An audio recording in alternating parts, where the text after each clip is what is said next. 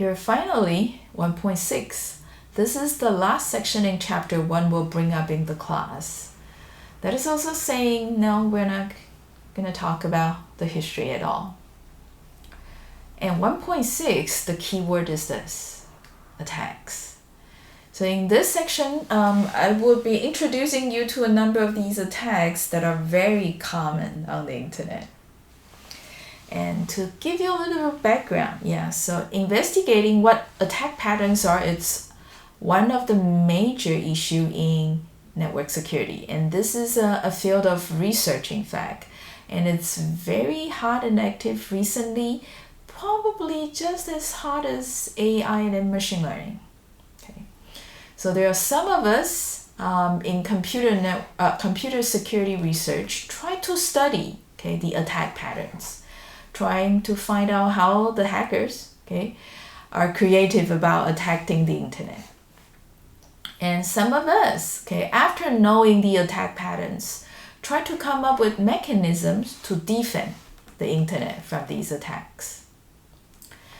And some, a lot more thoughtful and advanced, is to try to think of a better architecture so that we could evolve the internet in a way that it will be immune from attacks at all, or trying to be resilient to attacks. Now, the reason the internet is so bad, so vulnerable to attack is because of this. When it is designed originally, people were thinking that, it would be professors and students, graduate students, mainly using the internet. So the internet at the time was called this DARPANET. So it was originally a project from the Defense Department of the United States. And the people who are sending emails to each other are all grad students and professors. So these are a group of people who are mutually trusting to each other. And they thought that they should be transparently sharing intelligence, sharing knowledge, sharing information.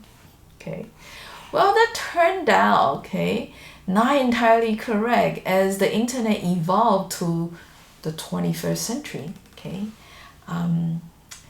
Where we have this globalization going on, and the world is originally round or physically round, but becoming flat in terms of information propagation.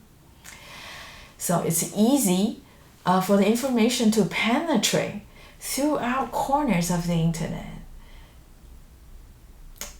You see, it is also then easy for these malwares, virus, worms, to penetrate throughout corners around the internet as well.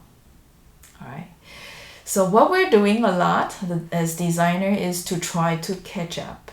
Later on in chapter 2 application layer, transport layer, network layers, you will see here and there, pretty much in all layers, there'll be some additional mechanisms trying to add security to these protocols.